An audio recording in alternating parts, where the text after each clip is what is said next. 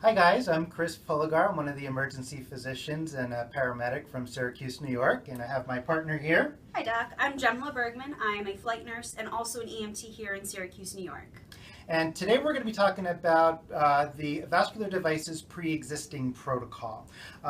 Just as a quick overview, it is indicated for the patients in extremis. And by extremis, we mean people who are in cardiac arrest or respiratory arrest, if they're in status epilepticus, if they're in decompensated shock, or life-threatening arrhythmias. We will be demonstrating 3 different access devices. The first one will be a renal dialysis line, the next one will be a PICC, and the third one will be a central venous catheter. So a CVC, a PICC is a peripherally inserted central catheter, and then of course our renal dialysis catheters. It's important to remember that this protocol is not for fistulas, not for implanted ports because we cannot access them in the field, and for no lines below the nipple, no lines inserted below the nipple because those lines are typically not vascular lines. It is recommended that sterile gloves be used when performing this procedure. If sterile gloves are not available, clean gloves are acceptable. This is how we demonstrate putting on sterile gloves. Open the package, open up the flaps,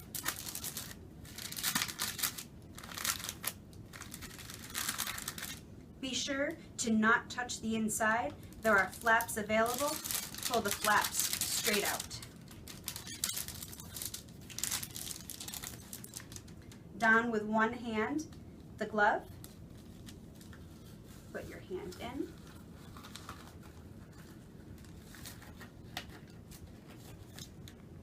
If this occurs, do not fumble with it. Use this hand to grab the other glove. Put your hand in. And now that both hands are sterile, you can adjust the gloves as needed.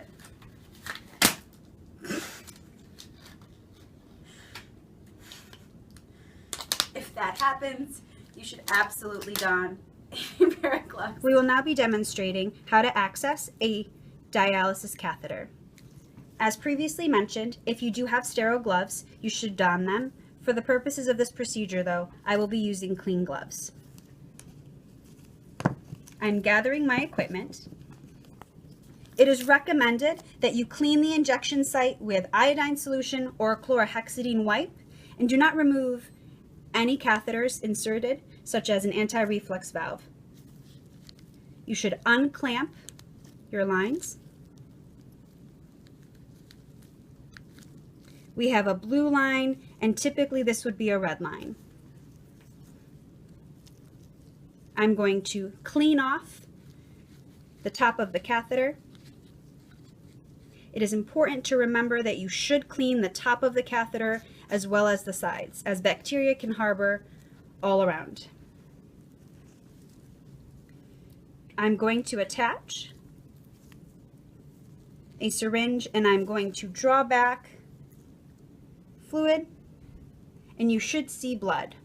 I am then going to remove and waste, and then grab my flush and flush 5 cc's at a time, and if no resistance is met, flush the remaining 5 cc's.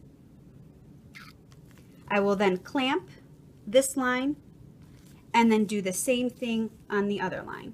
In an emergency, you can use either port, the blue one or the red one.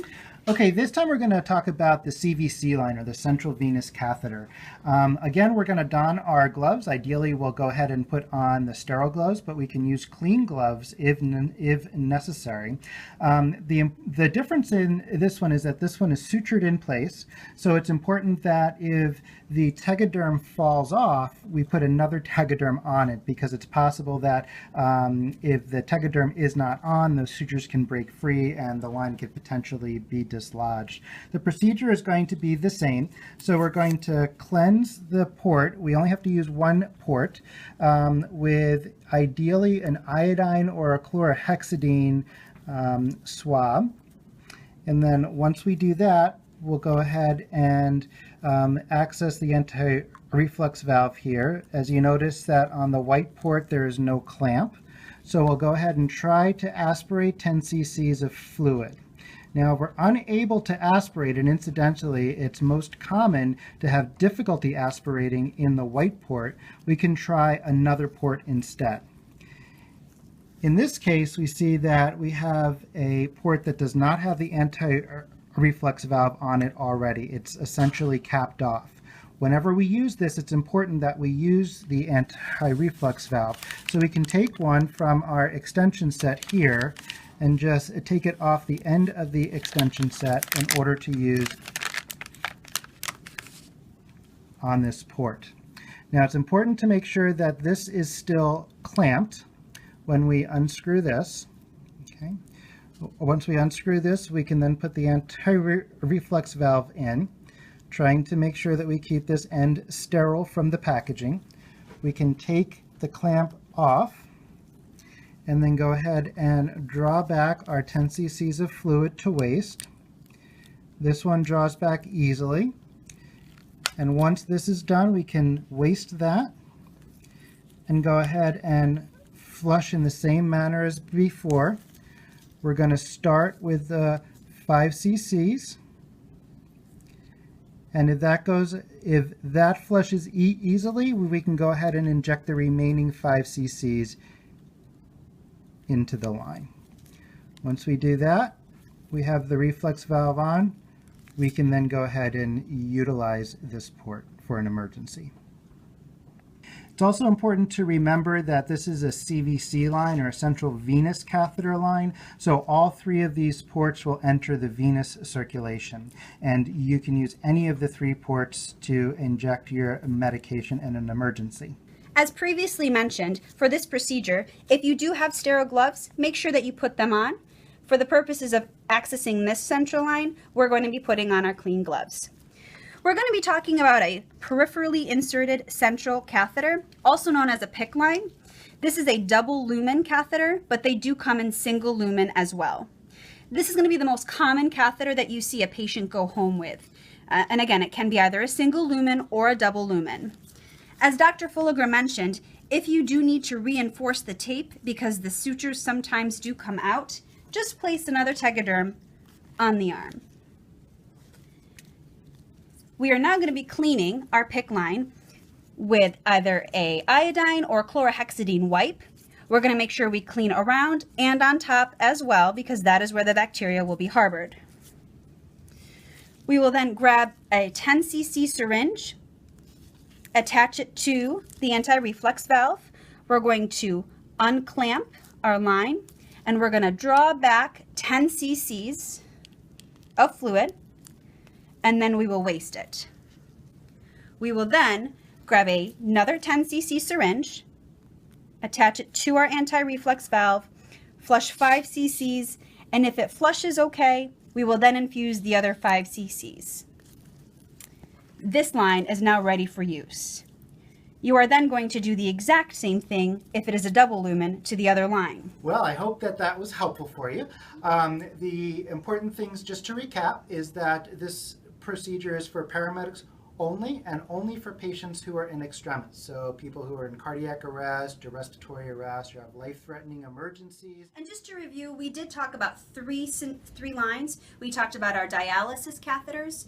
We also talked about our central venous catheters, our CVCs, which can either be a triple lumen, have 3 lines, or quadrilumen, have 4 lines. And then we also talked about our PICC lines, which is going to be the most common one that you do see on your patients, and that can either be a single lumen or a double lumen catheter.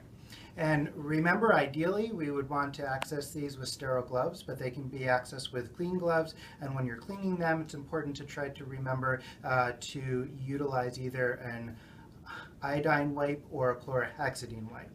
And in closing, I'd like to thank our cameraman, Stan Gettle, who is our paramedic here in Syracuse, as well as our educator du jour with multiple master's degrees, and actually works very well utilizing a smartphone video camera. So thank you, Stan. Thanks, Stan.